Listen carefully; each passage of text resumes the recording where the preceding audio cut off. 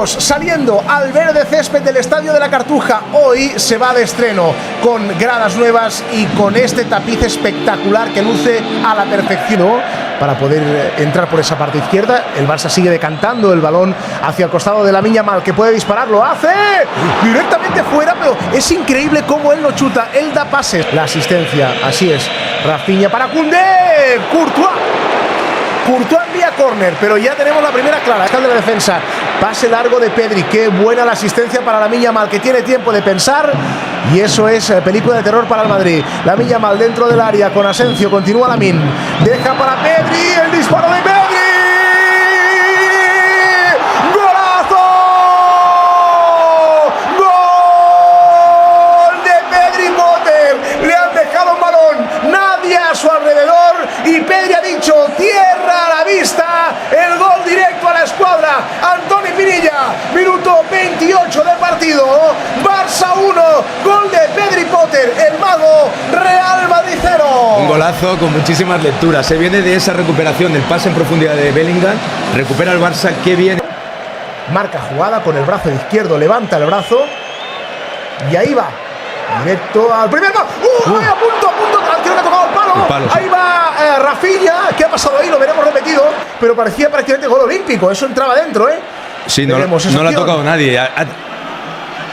De nuevo y con la canción de Madonna de fondo en el Estadio de la Cartuja. Banquillo, cuidado ahora Bellingham, enseguida lo comentamos. Bellingham para Vinicius, dentro del área Vinicius, el disparo de Vinicius, Chesney, vuelve a rematar y otra vez Chesney, manda el balón a córner. ¡Ay, portero, claro que sí! Que no acaba de resolver bien, que además es muy raro porque precisamente en eso es buenísimo, es Dani Olmo. Tengo la sensación, Rafinha es zurdo, ¿verdad? Cuidado ahora, Vinicius, se va de Koundé, puede rematar, que viene el Barça, defienden todos, solidarios.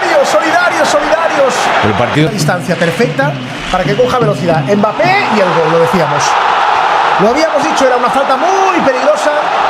Hemos visto ya demasiados partidos, Antoni, como para no sufrir en este tipo de acciones. Ha marcado Mbappé, el gol ha impactado primero en el palo y acaba los futbolistas. Gavi y Araujo, ojo al centro del gol del Real Madrid.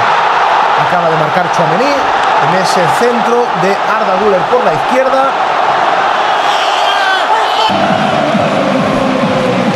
Y una lástima, es real, no inquieta la portería del belga, y eso quizás lo más preocupante. Pedri para Lamine Yamal. Dentro del área, Lamine, Courtois, pues bueno, nos han escuchado. Ha tenido que lucirse Courtois porque el disparo de Lamine sí que es Yamal. Delante del Fran García, continúa Lamine, buen pase, ahora a ver si llega, va a llegar Ferran. ¡Vamos Ferran! Ahí está. ¡Gol Antoni! ¡Lo celebra Ferran! ¡Sí señor! Ahí está el Barça, lo habíamos dicho, hay que confiar en este equipo, que es todo. Menos mal que se cuida. Atención, Rafinha. Pero va a seguir en el bar, que eso es lo más preocupante. Rafinha dentro del área. Ahora sí, calma todo el mundo. Empezamos por nosotros. Dice que no lo toca. Fermín para Rafinha. Rafinha filtra para Ferran. Ferran, fuera ese balón. Fuera el balón de Ferran. Qué lástima. Ha marcado el empate a 2. Y ahí estamos en tiempo de prórroga. ¡Qué bien Koundé! ¡Dispara Koundé! ¡Gol!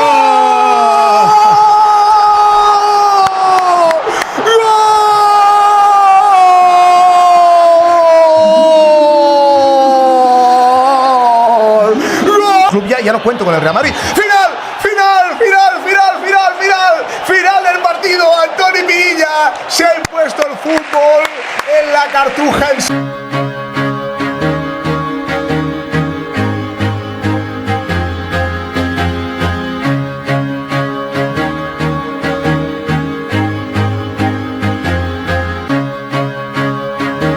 Side. I think it's chaotic out there at the moment. Hail Mary time for Courtois and Real Madrid. It's another flick on by Bellingham, won by a player in white. Mbappe gets away from Eric Garcia, but the hand catches Eric Garcia. Real Madrid players from the touchline running on the pitch. There's stuff being thrown on the pitch by the Real Madrid players, and Mbappe's just trying to break through there of Eric Garcia. There's no looking at the Barcelona player. Something did get thrown on the pitch from the bench from a Real Madrid player. Obviously it appears it must have been Rudiger. Look at this here.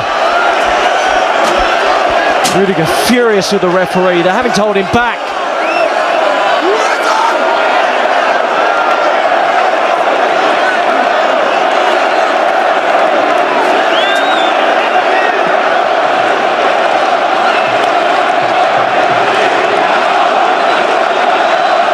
And Rudiger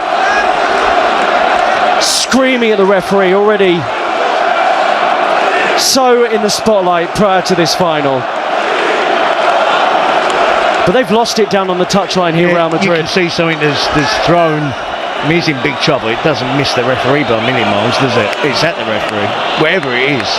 He's throwing an object at the referee. If it is Rudiger, it's pathetic from the Real Madrid. It's over a free kick. There's 120 odd minutes, plus all those extra minutes we've had, and they're losing it over a free kick against Kylian Mbappe.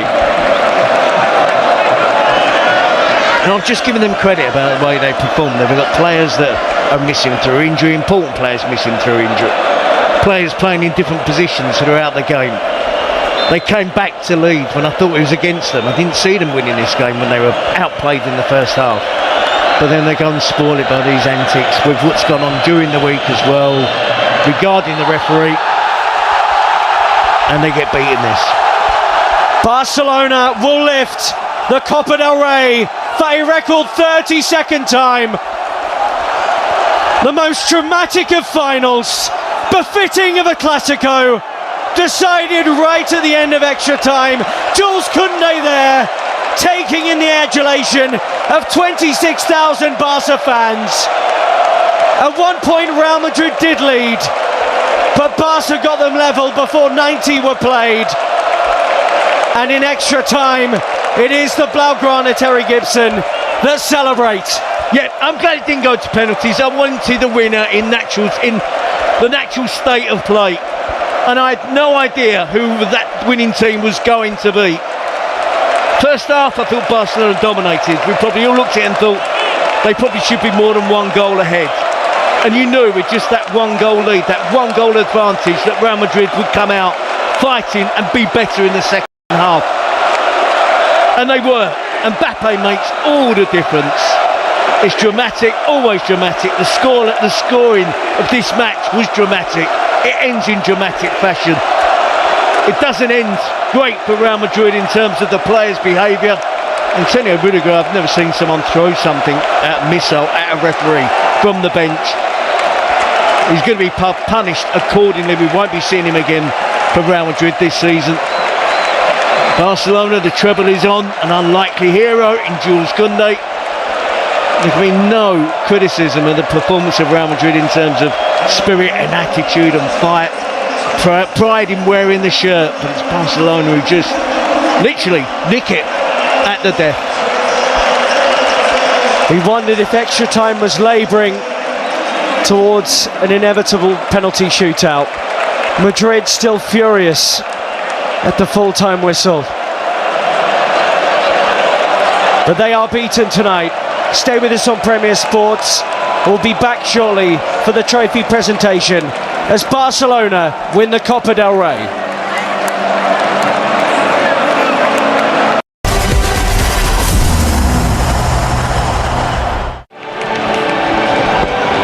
Welcome back to Seville, where we wait to see Barcelona lift the Copa del Rey after a quite remarkable game. Terry Gibson, we've just caught our breath after Jules Koundé extra time winner and everything that happened in the end, with Real Madrid's fury at the referee at the full-time whistle.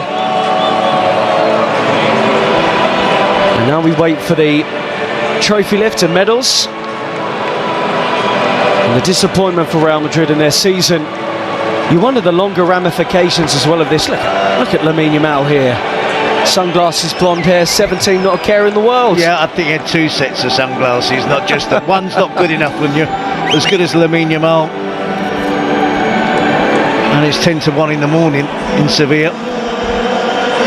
Why one pair of glasses when you can wear two, and you're wearing a crown, and his team are going to be lifting the cup. That's right. And the referees, first of all, will collect their honorary medals for taking charge of the match. And of course, Ricardo de Burgos, Bengoechea with be at the centre of everything. After what happened in yesterday's press conference, his emotional outpouring around the fact that he and his family have felt the pressure from external forces around decisions made this season. And despite Real Madrid's fury, he shakes the hand here of Florentino Perez, the Real Madrid president. He gave that penalty right on full time for Barcelona, overturned it on VAR review. I can't really argue with too many of his decisions on the night. No, and the Real Madrid made it a feature of the game, didn't they? They complained from the first minute to the last minute, so we saw that disgusting behaviour from Antonio Rudiger at the end. Yep, I don't think the referee got an awful lot wrong. I think it's debatable the penalty that was overturned by VAR. There was contact there. How much contact? It's a bit harsh to referee. You got a yellow card for a dive. I don't think it was a dive. But I wouldn't want to manage a referee this match between these two teams. It's always like this. It's always frenetic. It's always chaotic. There's always controversy. And I think he handled it remarkably well.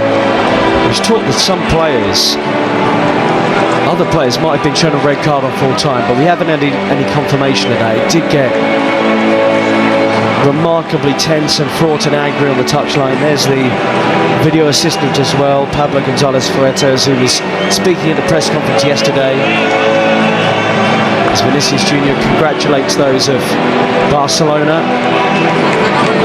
That's good to see from Vinicius, actually. He's a player that does get a lot of criticism, but he was out there congratulating the Barcelona players. Danny Carvajal likewise, who obviously wasn't involved in the game, nor Ter Stegen.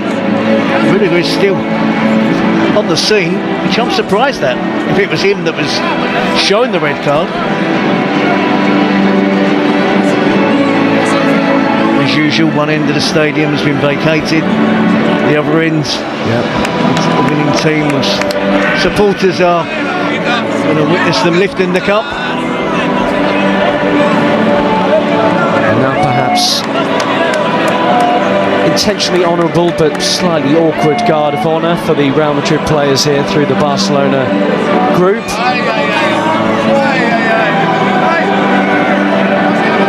But this is a real team that Hansi Flick has pulled together for sure. Round of applause for Carlo Ancelotti.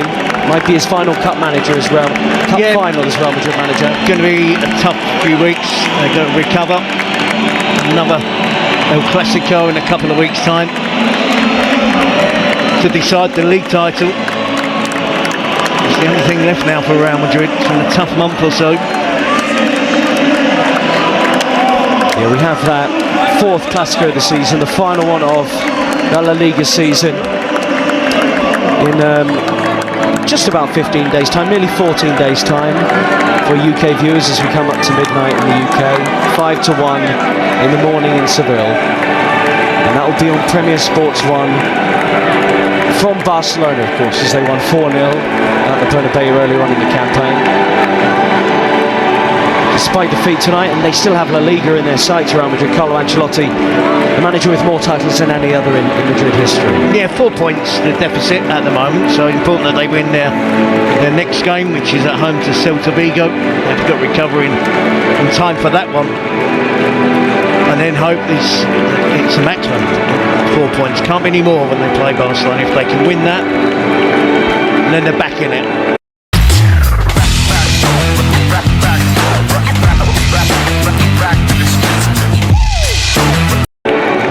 Do have some tricky fixtures to play in La Liga. Espanyol away, it's a derby. Villarreal at home, they're going to the Champions League. Athletic Club away on the last day of the season, so there'll be spills and thrills before the season ends. Beaten for a third time by Barcelona this season. Do you think they'll head to Barcelona believing they can win that game still? It will be tough mentally for Ancelotti to convince his players that in that game they're playing away from home. I am presuming that players have suffered injuries in this game tonight that might keep them out for a game or two in La Liga as well. Fernand Mondi, I have no doubt. And how is Kylian Mbappe going to be after watched him at half-time, he could barely move. He was really hobbling when he came on. That spirit and heart and determination, the adrenaline, got him through the second half period, pretty anonymous in the extra time period, but he'd give it his last shot tonight.